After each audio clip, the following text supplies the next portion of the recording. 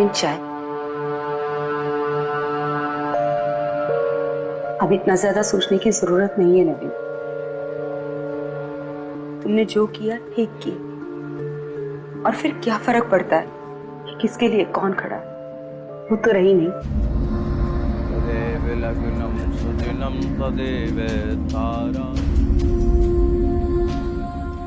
मैं एक honour killing की विक्टिम को न्याय दिलाना चाहता हूँ। कोई सर्कस नहीं हो रही है। जो आप कर रहे हैं और जो हम करना चाह रहे हैं वो एक ही है जायसवाल जी। आंख भी ना लगाइए। और हमें इसमें बू आ रही है, मतलब कि स्वार्थ की। हमें सीरियस डाउट है कि एक साजिश रची गई है और इसमें तुम्हारा बड़ा हाथ है। आपका अनुमान सच्चाई से कोसों दूर है। हमारा एक ही मकसद है, दिव्या को न्याय दिलवाना। जितना निराश आप नवीन से हैं उतना ही हम भी हैं। हम आपकी मदद करना चाहते हैं, इस केस में गवाह बनना चाहते हैं। मुझे इस वक्त किसी गवाह की जरूरत नहीं है। तुम जा सकते हो। देखिए, आपको हर कदम पर धोखा मिलेगा। आप फॉरेंसिक रिपोर्ट पर डिपेंड कर रहे हैं। आप सोच रहे हैं कि उससे आप अपना केस साबित करेंगे। हम आपको बता रहे हैं कि वो लोग आपसे एक कदम आगे। किससे कैसे निपटना है ये मैं अच्छी तरह से जानता हूं। मुझे किसी की सलाह की जरूरत नहीं है। आईएफडी ऑफिसर विवेक चंद्रा परसों टेस्टिफाई करने वाले। वॉमिट सैंपल्स और बोन्स की एनालिसिस से तो कुछ नहीं मिला। ये चिट्ठी सर, ये भी ज्यादा दूर तक नहीं जाएगी। सर सब प्लान के मुताबिक जा रहे हैं। बस एक बात है जो अभी तक प्रोसिक्यूशन की नजर में नहीं आया। नवीन रास्ते से हट गया है धर्म। अब उनकी नजर में कुछ आए ना आए उससे क्या फर्क पड़ेगा? ऑनर किलिंग को साबित करने के लिए पहले यह साबित करना था कि यह किलिंग थी और मौत का और कोई कारण नहीं था।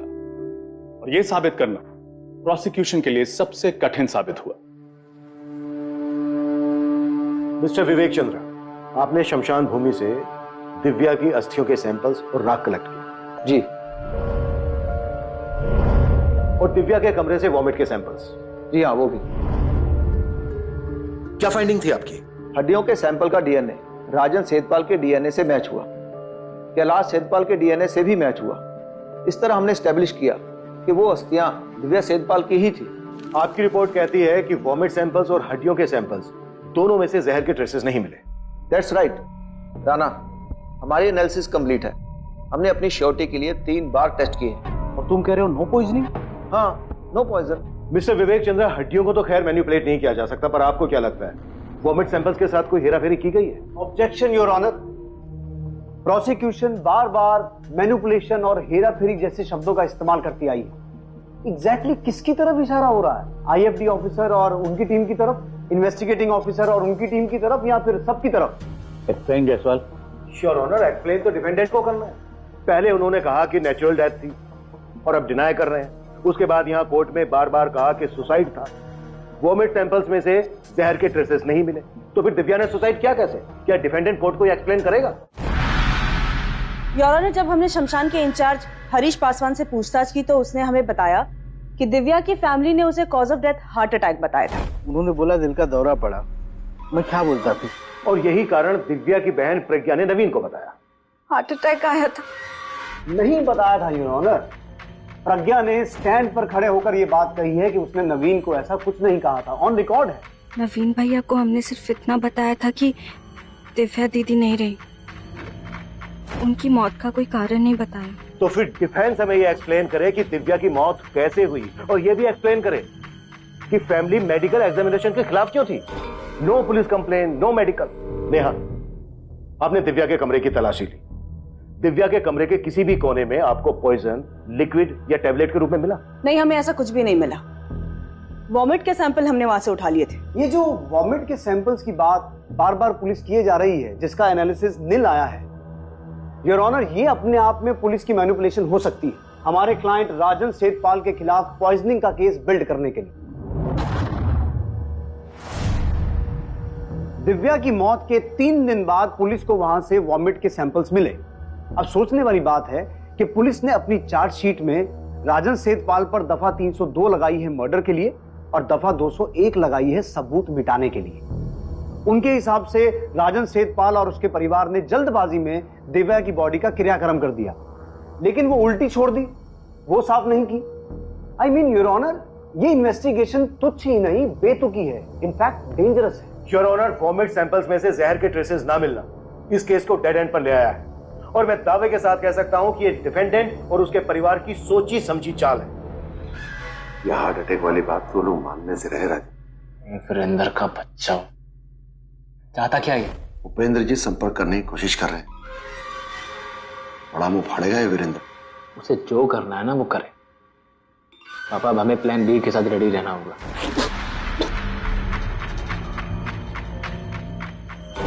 योर ऑनर, वॉमिट के अंश जानबूझकर छोड़े गए होंगे ताकि पुलिस को मिले लेकिन उसमें जहर ना मिले, ताकि दिव्या को जबरदस्ती जहर पिलाने वाला एंगल खारिज हो जाए।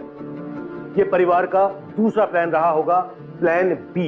ये जो प्लान बी प्लान ए करे जा रहे हैं वकील साहब, इसके लिए आपके पास सबूत के कोई अंश तक है? राजन सेठपाल, तुम्हें क्यों दो बीच में बोलने की इजाजत नहीं? इनको इजाजत है बकवास करने की।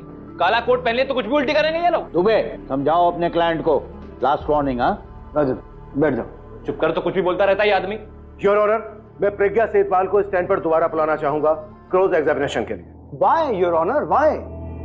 प्रज्ञा अपना स्टेटमेंट दे चुकी है। वो अपनी बड़ी बहन की मौत से डिस्टर्ब्ड है, शोक मना रही है। प्रज्ञा अपनी बहन दिव्या के साथ रूम शेयर करती थी। 24 अक्टूबर की रात को भी वो उसी कमरे में थी अपनी बहन दिव्या के साथ, और उसी ने शोर मचाकर सबको जगाया था कि उसकी दिव्या दीदी को कुछ हुआ है। और ये मुझे प्रज्ञा से ही जानना है कि एग्जैक्टली हुआ क्या था।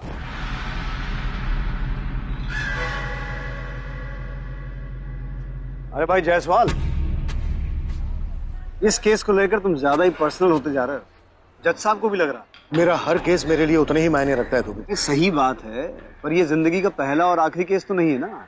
एक सलाह देते हैं, तुम्हारा केस टूटी टांगों पर खड़ा है। ये चलकर किसी को सजा नहीं दिलवा पाएगा, लिखवा के ले लो। और ये दोनों जातियों के बीच का इंटरनल मैटर है, हमें तो कायदे से बीच में पड़ना ही नहीं चाहिए।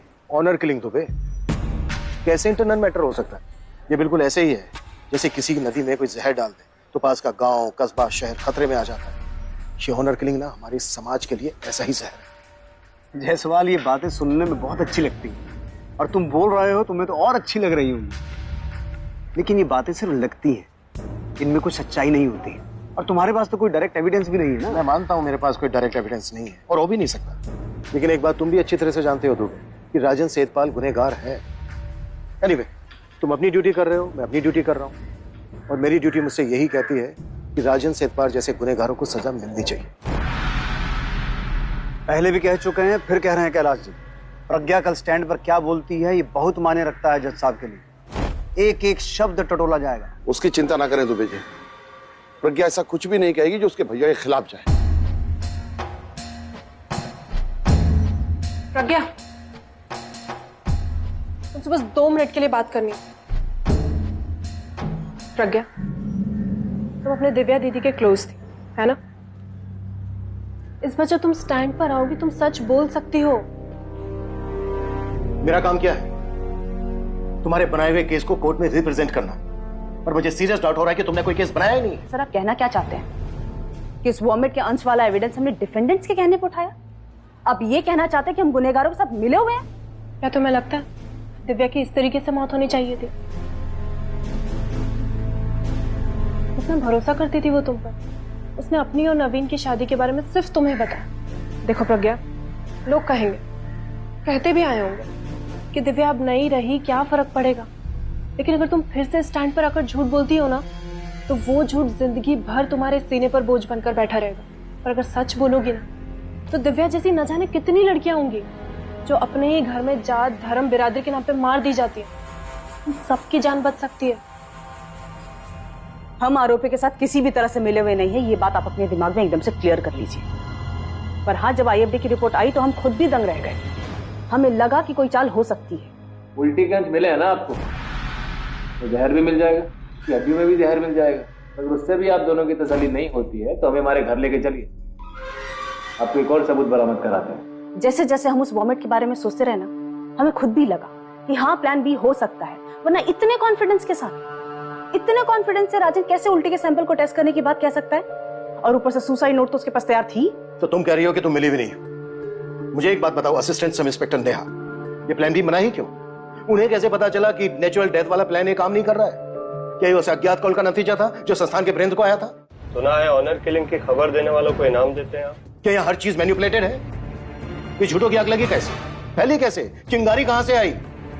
कोई पैसों का लेन देन? किसी ने किसी को पैसे नहीं दिए तो बस बन गया केस। और अब ये सुसाइड नोट। क्या इसके एनालिसिस में भी पहले से अपने फायदे के लिए फेरबदल हो चुकी है? तुम मुझे किस बात का दोष दे रही हो प्रज्ञा? आप सच बोल सकते थे भैया। सच? कैसा सच? दिव्या की मौत एक सच है तो दाव पर लगी राजन भैया की जिंदगी भी एक सच है। अब हम क्या करें इंदर भैया? मुझे नहीं पता कि तुम्हें क्या कहूं, बस वही करो जो तुम्हें ठीक लगे। नेहा, तुम मुझसे पूछ रही हो कि मैं उनसे मिला हुआ या मुझे बता रही हो कि मैं उनसे मिला हुआ? सर, मैंने आपको पूरी इज्जत के साथ एक सवाल किया और मुझे पूरी सच्चाई के साथ इसका जवाब चाहिए। नहीं, हमारा काम क्या है? हमारा काम है जो भी सबूत और गवाह हमारे हाथ लगे उन्हें कोर्ट में पेश करो। क्या हमारा काम झूठ को सामने लाना नहीं है? क्या हमारा काम सच को साबित करना नहीं है? उल्टी के सैंपल्स तुमने उठाए, रोशनी में भी लाई। मैंने तुम पर कोई शक की उंगली उठाई? पर आपने एक भी सवाल नहीं पूछा सर कि मौत के पूरे 3 दिन बाद भी वहाँ उल्टी कैसे पड़ी रही। आपने एक भी सवाल नहीं पूछा कि क्राइम होने के बाद भी क्राइम सीन को साफ क्यों नहीं किया गया। आपको शक नहीं हुआ सर? जरा सा भी शक नहीं हुआ कि क्राइम सीन को इस तरह से जानबूझ के प्रिपेयर किया गया ताकि इन्वेस्टिगेशन को गुमराह किया जाए? नेहा, अपने जमीर को अपने ऊपर इतना हावी नहीं होने देते। याद रखो, ये वर्दी हमारी खाल नहीं है। खाल की कई परतें होती है। हमारी बिरादरी, भाषा, जात, धर्म सब हमसे चिपके हुए रहते हैं, वर्दी की तरह उतरते नहीं। ये हमारी पहचान है और ये पहचान आज की नहीं पैदा हुई है, पीढ़ियों से चली आ रही है। जब हमारी पहचान को लेकर कोई आग भड़कती है तो हमारा काम है हमारी खाल और वर्दी दोनों को बचाए रखना। जायसवाल जी, इस ट्रायल में मैं आपके काम आ सकता हूँ, इस केस में मैं आपकी मदद कर सकता हूँ। लेकिन मैंने अभी भी तुम्हें हरी झंडी नहीं दी है वीरेंद्र, तुम अभी भी मेरे शक के दायरे में हो। देखिए जायसवाल जी, इसमें हमारा कोई हथकंडा नहीं। वो लड़की दिव्या, उसे हक था कि वो ऐसी जिंदगी बसर करे जहाँ वो अपने फैसले खुद ले सके, उनके लिए मारी ना जाए। लेकिन अब मारी जाने के बाद तुम्हारा क्या इंटरेस्ट है? वही जो आपका है, न्याय। हमें आभास था कि लड़की की जान को खतरा है, हमने उसे आगाह भी किया था, उसने हमारी मदद नहीं ली। देखिए, हम कोई हेरा फेरी वाले इंसान नहीं है। सॉरी वीरेंद्र, लेकिन तुम्हारे इरादों पे मुझे अभी भी यकीन नहीं हो रहा है।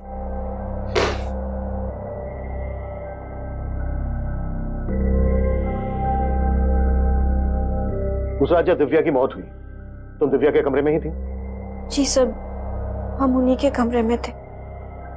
अच्छा, तो प्रज्ञा, तुमने सबको आगाह किया, शोर मचाया, ये कहते हुए अपने घर वालों को जगाया कि तुम्हारी बहन दिव्या को कुछ हुआ है, ऐसा तुम्हारे भाई राजन ने पुलिस स्टेटमेंट में कहा है। जी सर, ये सच है। तो तुमने क्या देखा एग्जैक्टली उस रात? तुम्हारी दिव्या दीदी को क्या हुआ था, जरा विस्तार में बताओ। कहने को तुम्हारे पास एक चॉइस है, तुम्हें जो कुछ भी सही लगे तुम वो बोल सकती हो कोर्ट में, पर असलियत में तुम्हारे पास कोई चॉइस नहीं है। ये तुम्हारी ड्यूटी है, तुम्हारा धर्म है कि तुम सच बोलो। आखिर उस रात क्या हुआ था दिव्या के साथ? हम सब एक खून है, दिव्या भी हमारा खून थी और इस परिवार की रीत है, चाहे जो कुछ हो जाए हम अपने खून के साथ खड़े होते हैं, एक होकर। दिव्या दीदी की सांस रुक गई थी। तो क्या एकदम से अचानक नींद से उठकर अपनी दिव्या दीदी की सांस चेक करने का कोई खास कारण? हम दोनों अगल बगल सो रहे थे, नींद में हमारा हाथ दीदी के हाथ पे पड़ा, उनका हाथ ठंडा लगा तो उन्हें उठाने की कोशिश की, वो बिल्कुल नहीं हिल रही थी, तो हमने उनकी सांसें चेक की, नहीं चल रही थी। प्रज्ञा, तुम्हारी दिव्या दीदी ने नवीन के साथ लव रिलेशनशिप और उसके बाद सीक्रेट शादी के बारे में तुम्हें बताया। काफी भरोसा करती थी दिव्या तुम पर, अपनी सारी बातें शेयर करती थी तुम्हारे साथ, राइट? जी सर। तो क्या कभी दिव्या ने तुमसे ये बताया कि वो बहुत परेशान है, नवीन के साथ वो खुश नहीं है, नवीन के साथ शादी करके उसने बहुत बड़ी गलती कर दी है, उसने अपनी ये परेशानी तुम्हारे साथ शेयर की, वो परेशानी जिसकी वजह से उसने सुसाइड कर लिया? सवाल आउट ऑफ सिलेबस था, तुम्हारे घर के ट्यूशन टीचर ने ये सवाल का जवाब पढ़ाकर नहीं भेजा था। योर ऑनर, कोर्ट रूम है, टीवी सीरियल नहीं है। जायसवाल, सवाल पूछो, ताने मत मारो। तो क्या यही सवाल मैं तुमसे एक बार फिर सीधे सीधे पूछता हूँ, दिव्या ने कभी तुमसे ये नहीं बताया कि वो इस शादी की वजह से डिप्रेस्ड है, जीना नहीं चाहती, या इसी तरह की कुछ बातें? जी नहीं, ऐसा कुछ नहीं कहा उन्होंने। क्या बोल रही है लड़की कैलाश? इसे इस सवाल का जवाब हाँ में देना चाहिए था ना। हाँ में? दिव्या अपनी छोटी बहन प्रज्ञा से अपना सबसे बड़ा सीक्रेट शेयर करती है कि उसने चोरी छुपे नवीन नाम के आदमी से इंटरकास्ट मैरिज की, लेकिन वो अपनी छोटी बहन से ये शेयर नहीं करती कि वो इसी शादी की वजह से डिप्रेस्ड है। ये पॉइंट नोट करने वाला है योर ऑनर। ऐसा क्या है इसमें नोट करने लायक सर? दिव्या डिप्रेशन में थी, अपनी जान देने की प्लानिंग कर रही थी। अगर ये बात प्रज्ञा से शेयर करती या उसे जरा सा भी हिंट देती तो जाहिर सी बात है कि प्रज्ञा फैमिली को वार्न कर देती। Agreed your honour. तो प्रज्ञा, तुम्हें कैसे पता चला कि दिव्या ने सुसाइड किया? पंखे से लटकी थी वो, उसकी उल्टी में जहर तो बिल्कुल नहीं था। मुझसे झाग आ रहे थे या फिर गले पे निशान थे जैसे किसी ने गला घोटा हो। Objection your honour. Your honour, मैं सिर्फ इतना जानना चाहता हूं कि प्रज्ञा और उसके परिवार ने ये कैसे गणित लगा दिया कि दिव्या ने सुसाइड किया है? सुसाइड नोट से जो फैमिली को मिला है। दुबे जी, क्रॉस एग्जामिनेशन प्रज्ञा की हो रही है, उसे बोलने दीजिए। दिव्या दीदी की सुसाइड नोट से ही पता चला था कि उन्होंने सुसाइड किया है।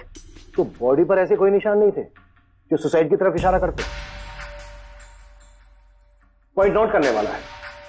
डिफेंडेंट राजन और सेठपाल परिवार कहता है कि दिव्या ने सुसाइड किया। पुलिस को दिव्या के कमरे से वोमिट सैंपल मिलता है, लेकिन फोरेंसिक रिपोर्ट में उस वोमिट सैंपल में जहर के अंश नहीं निकलते। कैसे निकलेंगे? क्योंकि वो वोमिट सैंपल खुद पुलिस ने प्लांट किए थे।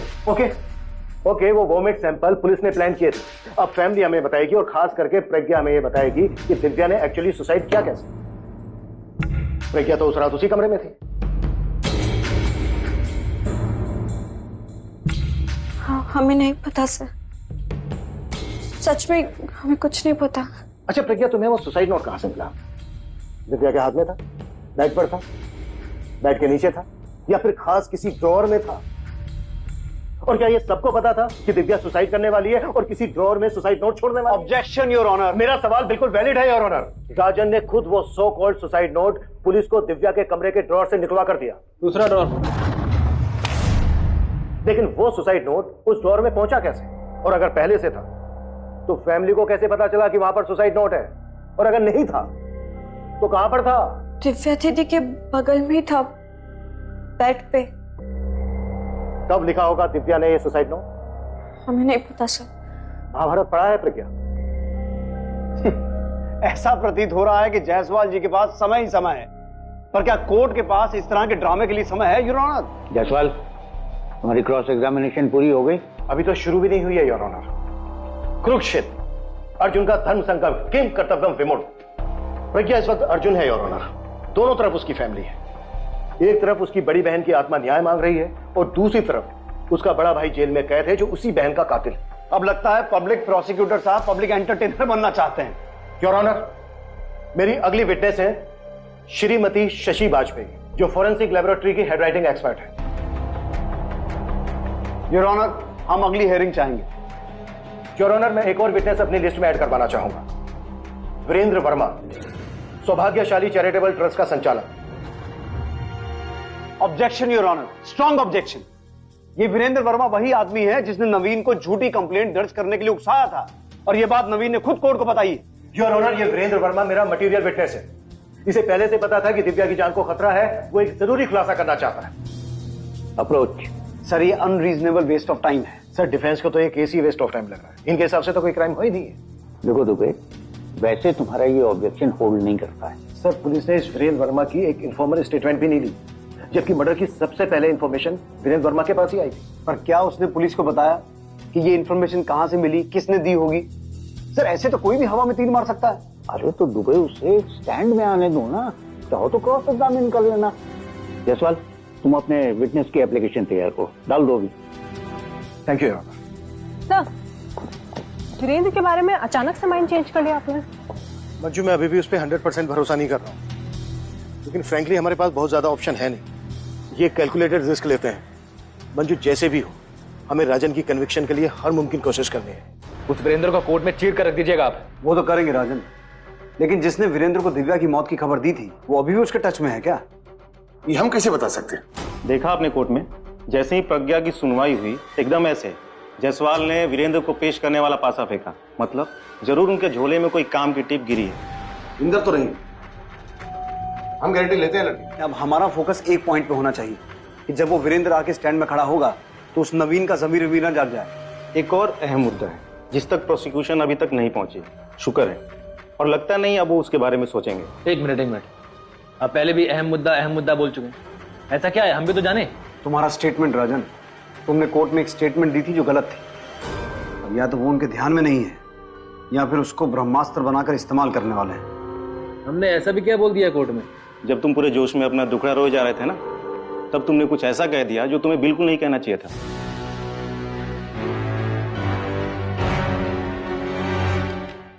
और ये है नवीन और दिव्या के सिग्नेचर।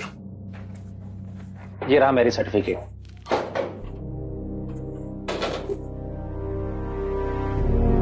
हमारी लॉगबुक, यही वो सबूत है जो आपके लिए बहुत अहम है।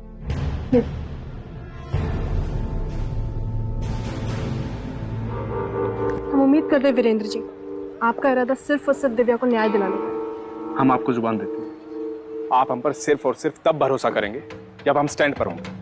हमें धोखा मत दीजिएगा वीरेंद्र जी। नहीं देंगे।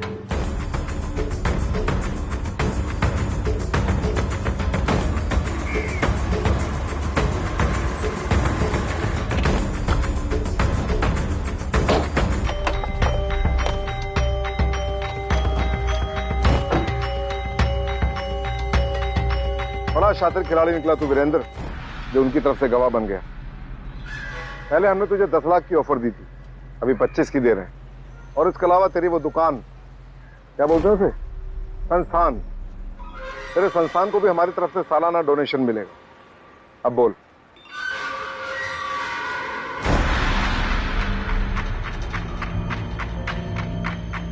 ये अब आप सारी कड़ियां जोड़ सकते हैं। और ये है राजन का स्टेटमेंट। ये स्टेटमेंट उसने हमें दिया था और यही स्टेटमेंट उसने कोर्ट में भी दिया। अब अगर वीरेंद्र अपने बयान से मुकरता है ना, तो आप नवीन पे कील ठोक सकते हैं।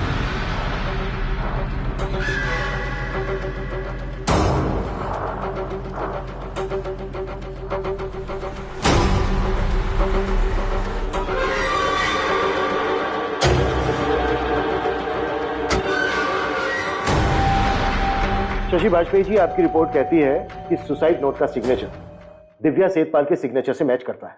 जी, मैच करता है। हमने दिव्या के कॉलेज से एडमिशन फॉर्म्स लिए और 2 साल पहले जिस कंप्यूटर क्लास में स्टूडेंट थी, वहां से एप्लीकेशन फॉर्म्स भी लिए।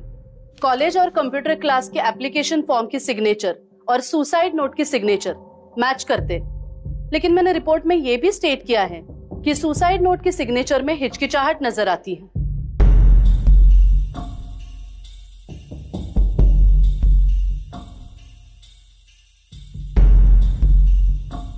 दिव्या की बाकी हर जगह की डॉक्यूमेंट्स में उसकी सिग्नेचर ऐसे एक कंटिन्यूअस फ्लो में थी, लेकिन सुसाइड नोट के सिग्नेचर में यहां इस पॉइंट पर वी के बाद पेन इस तरह उठाया गया और फिर ये सिग्नेचर कंप्लीट कर दिया गया। इस पेन लिफ्ट का क्या मतलब है? ऐसा क्यों हुआ होगा? दबाव में, स्ट्रेस और टेंशन में इस तरह का ब्रेक इन सिग्नेचर कॉमन है।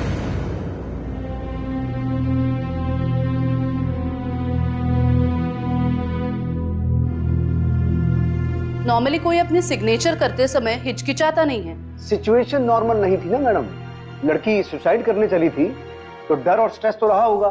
शशि जी, क्या यह मुमकिन है कि दिव्या को साइन करने के लिए किसी ने फोर्स किया? मुमकिन है, वेरी मच पॉसिबल।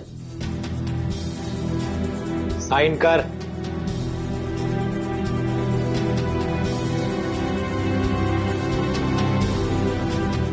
अगर दिव्या के साथ जबरदस्ती की गई थी सिग्नेचर करने के लिए, तो उसका कोई सबूत होना चाहिए, कोई गवाह होना चाहिए। योर ऑनर, सबूत है एलिस्ट सुसाइड नोट के कंटेंट।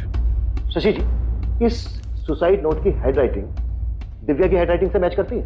जी नहीं, ये नोट किसी और ने लिखा है, दिव्या ने डेफिनेटली नहीं लिखा है। मैंने दिव्या की कॉलेज नोट्स की हैंडराइटिंग और सुसाइड नोट की हैंडराइटिंग मैच की।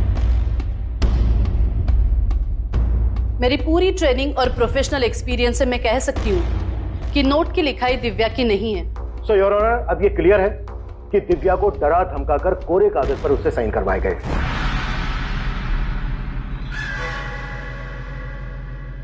और फिर साइन करवाए गए कोरे कागज पर यह सो कॉल्ड सुसाइड नोट लिख दिया गया। शशि जी, जैसे स्ट्रेस और टेंशन की वजह से सिग्नेचर में हिचकिचाहट थी, हो सकता है सुसाइड नोट लिखते वक्त भी ऐसा ही हुआ हो। योर ऑनर, हो सकता है कि सुसाइड नोट लिखते वक्त दिव्या इतनी डिस्टर्ब रही हो कि उसकी राइटिंग इतनी बदल गई कि आईएफडी की पकड़ में भी नहीं आई। चलो मान लेते हैं योर ऑनर कि दिव्या डिस्टर्ब थी, तो शायद इस वजह से उसकी हैंडराइटिंग में हल्का सा बदलाव आ सकता है।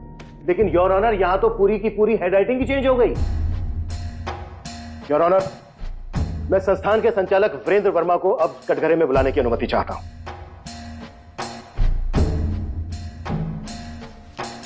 वीरेंद्र वर्मा, तुम एक ही ऐसे शख्स से जिसे ये खबर दी गई कि दिव्या का कत्ल किया गया है और फिर जल्दबाजी में उसका अंतिम संस्कार भी कर दिया गया। जी।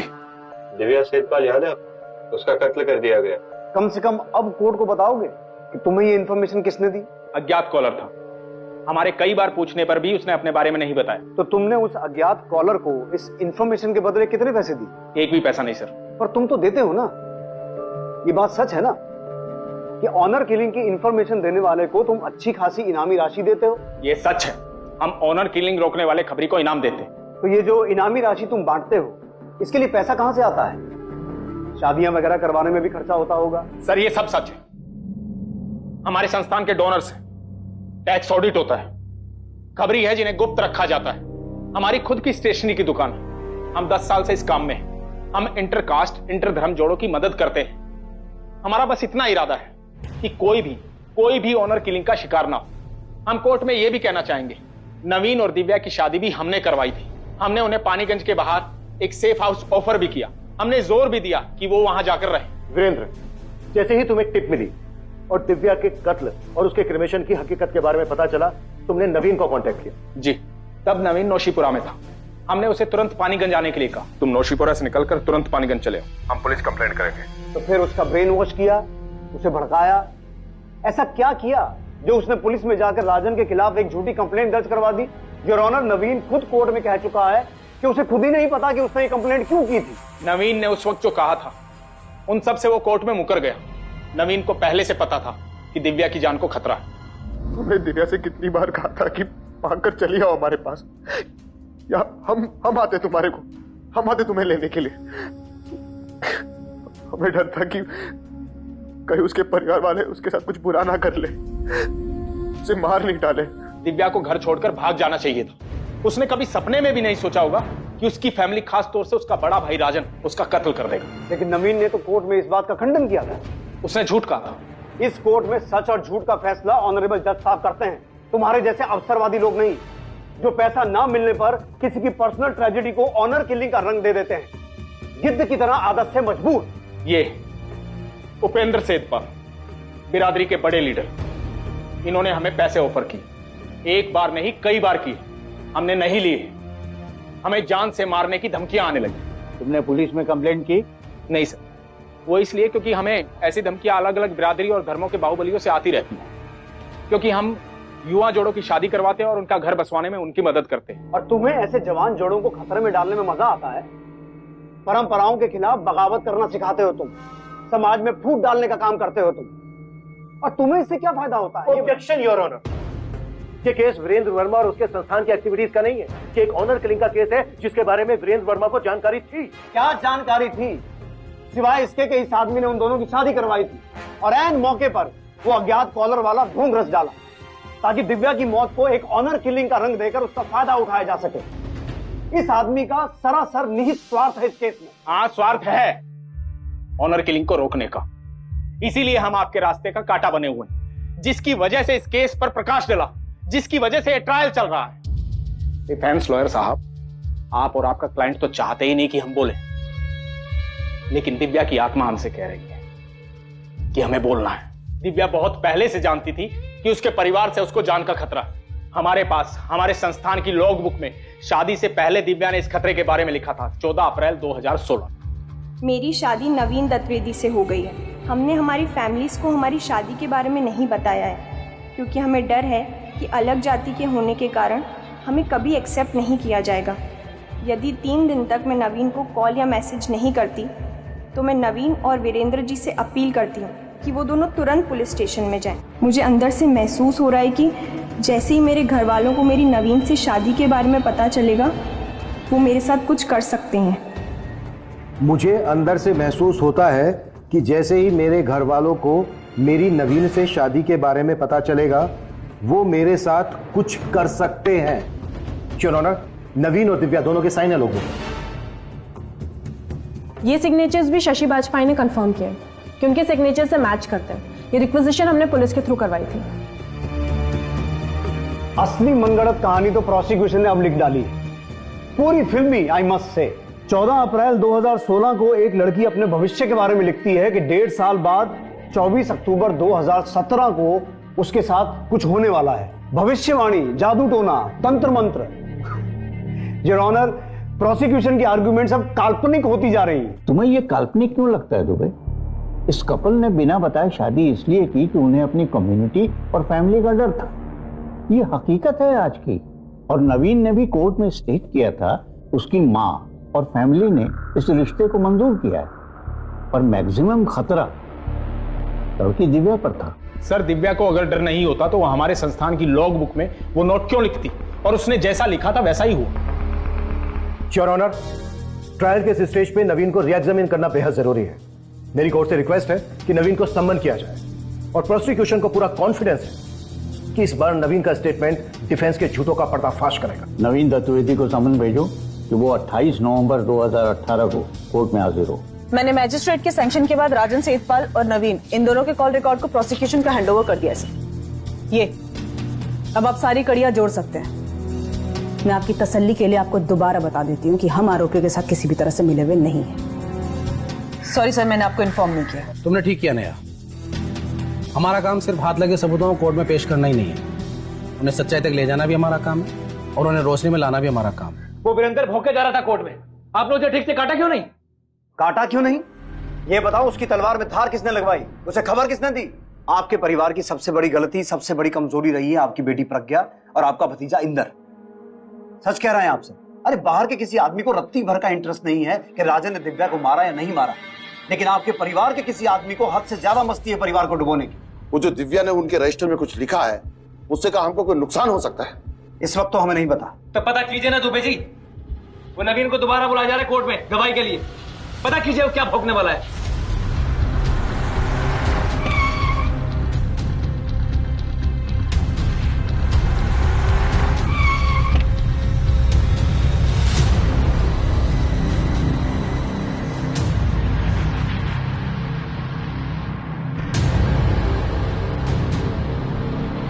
इंदर थाना?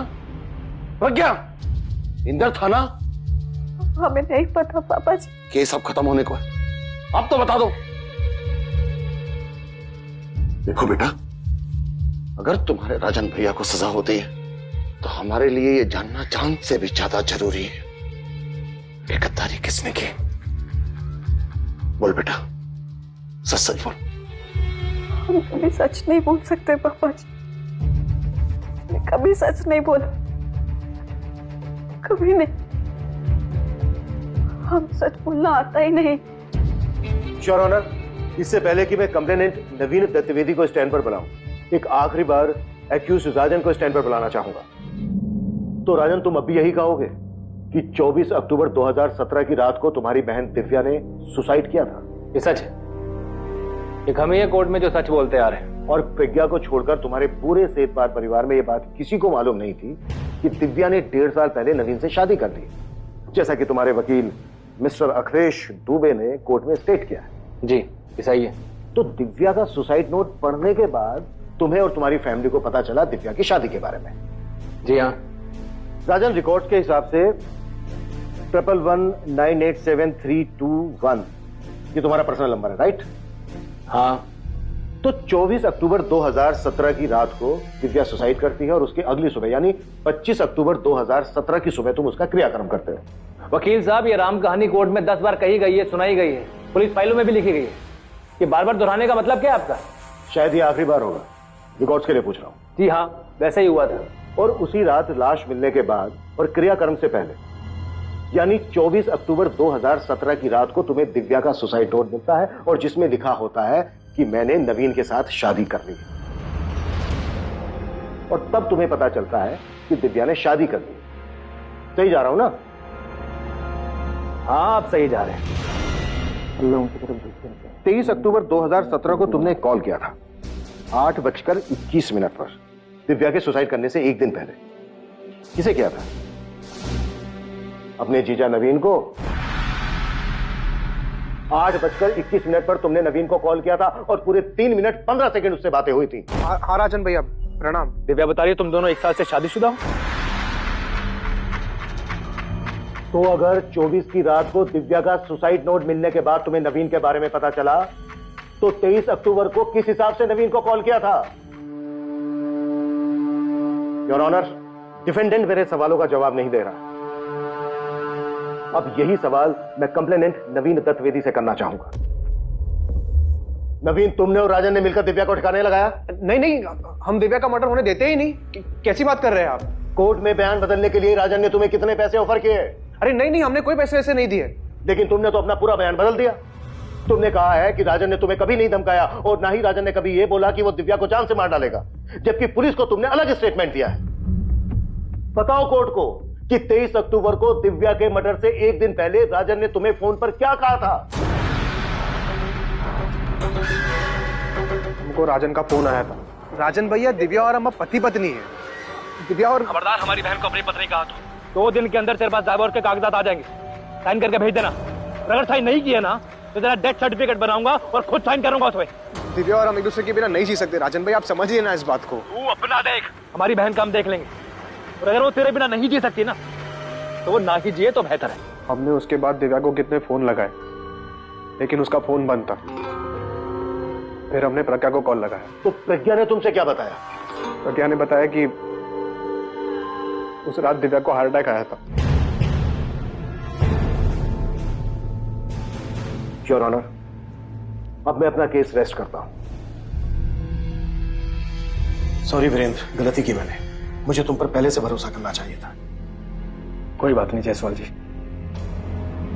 बस इस राजन को कड़ी से कड़ी सजा मिलनी चाहिए। कोर्ट को यह लगता है कि प्रोसिक्यूशन ने अपना केस बहुत मजबूती के साथ पेश किया है और यह साबित कर दिया कि राजन कैलाश सेठपाल ने वाकई अपनी बहन दिव्या सेठपाल का कत्ल किया है। लिहाजा यह court IPC section 302 for murder और आईपीसी सेक्शन 201 सबूत मिटाने के लिए राजन सेठपाल को दोषी पाती है। शादीशुदा औरत है हम, तो किसी और लड़के से शादी करने का सवाल कहां से आता है? हमने समझाया था ना तुम्हें, समझाया था ना। तुम्हें समझ नहीं आता क्या? तुम्हारी शादी शादी नहीं है, शादी बिरादरी में होती है, कूड़ेदान में नहीं। कल डाइवोर्स के कागजात आ रहे हैं, साइन करके उस कमीने को भिजवा देंगे। हम कोई डाइवोर्स के पेपर साइन नहीं करेंगे। अभी आपने हमसे जो कोरे कागज पर साइन लिया ना, हम सब समझते हैं, हमें बेवकूफ मत समझिए। कोर्ट में जाके बता देंगे कि ये साइन हमसे जबरदस्ती लिए गए हैं। और इस लड़ाई में हम अकेले नहीं होंगे भैया, नवीन होगा हमारे साथ और संस्थान भी होगा। तुमने जो बिरादरी के बाहर शादी करी है ना, हम सबकी नाक काट दी है तुमने। भैया हम नहीं मानते बिरादरी को। अरे इज्जत की परवाह नहीं तुझे? तो टके के चक्कर में हमें भूल जाओगी, तुम परिवार को भूल जाओगी।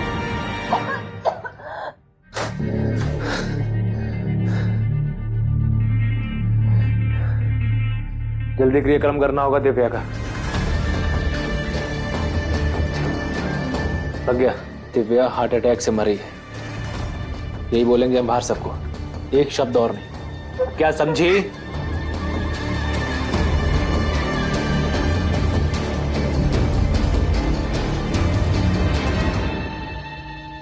हमारा क्लाइंट राजन सेठपाल केवल 30 वर्ष का है और उसका इससे पहले का कोई आपराधिक रिकॉर्ड भी नहीं है।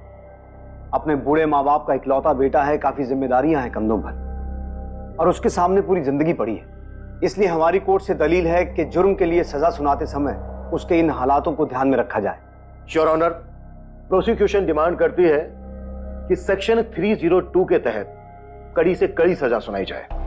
एक 25 साल की लड़की की हत्या कर दी गई फैमिली ऑनर के लिए। क्या है ये फैमिली ऑनर जो परमिशन टू किल देता है? ऑनर किलिंग में कोई ऑनर नहीं है योर ऑनर, सिर्फ और सिर्फ किलिंग है। ये ऑनर किलिंग एक ऐसा जहरीला रोग है, अगर कानून इसके साथ नरमी से पेश आएगा तो ये और भड़केगा और फैलेगा समाज में।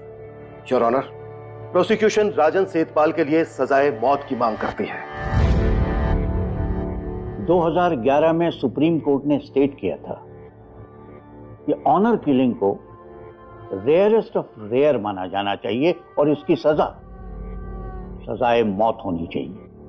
अब वक्त आ गया है कि कानून, प्रशासन और समाज ये सब मिलकर इस दकियानूसी सामंती प्रथा को जड़ से उखाड़ कर फेंक दें। ये कोर्ट राजन सेठपाल को सबूत मिटाने के जुर्म में आईपीसी की धारा 201 के तहत 7 साल रिगरस इम्प्रिजनमेंट की सजा सुनाती है और दिव्या सेतपाल के कत्ल के इल्जाम में दोषी पाते हुए आईपीसी की धारा 302 के तहत सजाए मौत देती है।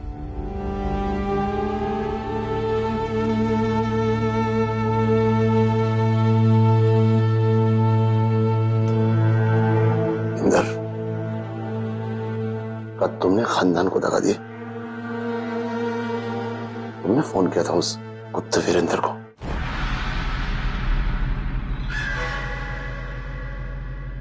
हम सब पैदा बतौर ह्यूमन बींग्स होते हैं, फिर हम पर अलग अलग आइडेंटिटीज के ठप्पे लग जाते हैं और हमारी दुनिया एक आकार ले लेती है। पर इस दुनिया के परे होती है एक इंसानियत की दुनिया, और असली ऑनर, असली इज्जत होती है उस इंसानियत की दुनिया के नियमों का पालन करना। असली इज्जत, असली शान, असली ऑनर होता है एक दूसरे के साथ असहमत होने के लिए सहमत होना।